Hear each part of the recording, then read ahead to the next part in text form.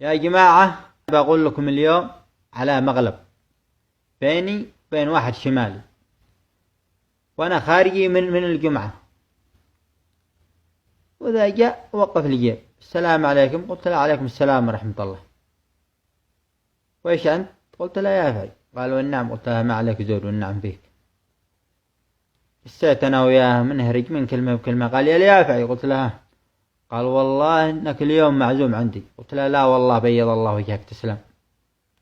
قال أقول لك والله إنك طالع الجيب اليوم معزوم غدا عندي، قلت له بيض الله وجهك تسلم.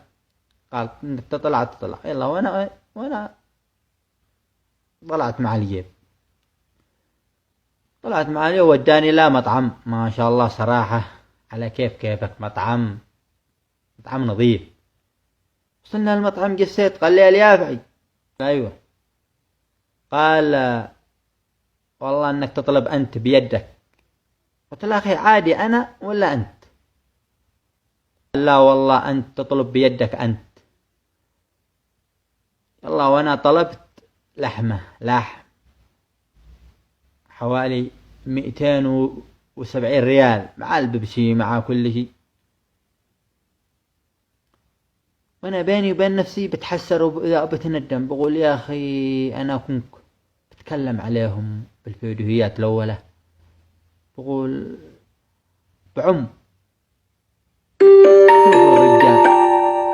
الرجال بيني وبين قلبي بتكلم كذا، والله بتحسر فيني ندم. والرجال قدمنا أنا وياه وناكل، دقينا من دق، بعدين هو قام قبلي، شوفوا قام قبلي راح يغسل يداته. بعدها أنا شفته أنا وأنا استحيت شوية، قلت بعطيه على الأقل نص. قلت يا ابن عمي، قال بشر يا اليافعي، قلت له على الأقل بعطيك نص، علي نص عليك. قال لا والله يا اليافعي ما ترفع شيء. قلت والله والنعم الرجال نشم. لا، اطمئن قلبي، دقيت أنا بدق، وهو راح نحو المحاسب، نحو السعودي اللي بيتحاسب مع الزبائن، راح نحوه. أنا طالع على أنا بدق ليلة نور لاحم مجان بلاش على الرجال غدوه. وش بيتكلم هو السعودي، وأنا وثقت فيه، قلت إنها لا بيتحاسب هو وياه، ما أنا عارف إنه راح يكلم السعودي بيكلمه بيقول الحساب على اليافعي، راح بيكلم السعودي بيقول له الحساب على اليافعي.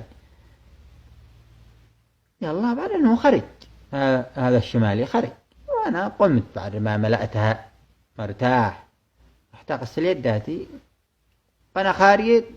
طعني السعودي يا أبو يمن، قلت له ها. قال الحساب، قلت له وش من حساب؟ وش من حساب؟ قال الحساب حق الغداء اللي تغديت انت خويك. قلت له ماشي حاسبك؟ قال ما، قلت له اغلب خبر. قال والله ما حاسب. طنه بعقله يقول وش ذا، خرجت لفت يسار يمين، ممكن استناني، ممكن ولا شيء ولا هبره، كان هنا شمالي، أعوذ بالله. حتى فهم السعودي، قلت له يا أخي اسمع، أنا والله أنا ولا عندي فلس ولا عندي ريال. قال هو عازمني. قال كيف هو عازمك؟ قلت له هو عازمني، قال يحاسب عليه وأنا والله ما عندي فلس. اسمع أنا بعطيك الأقامة حقي، حطها عندك، فأروح بجيب لك أروح للبيت وأجيب لك الحساب حقك. كان رفض. قلت له يا أخي أوثق فيني، مسك الأقامة حقي. قال بتجيبها ستون. قال خذ الأقامة حقك خلاص وجيبها لي. هذا واحد من بين 5 مليون واحد، شوفوا ساق أمها من بين 5 مليون شمالي. وعلى هذه ثورة، لا والله نصبر هكذا لما يحق الحق رب العالمين. ثورة ويهنا من قتل ولا جرح، لا حريه لما بكت من كل عين. أنا رافضين الوحدة، قد أنا رافض لها من قبل، بس قلت والله لقيت واحد كفو، هذا لازم أنا ودفت الكلام.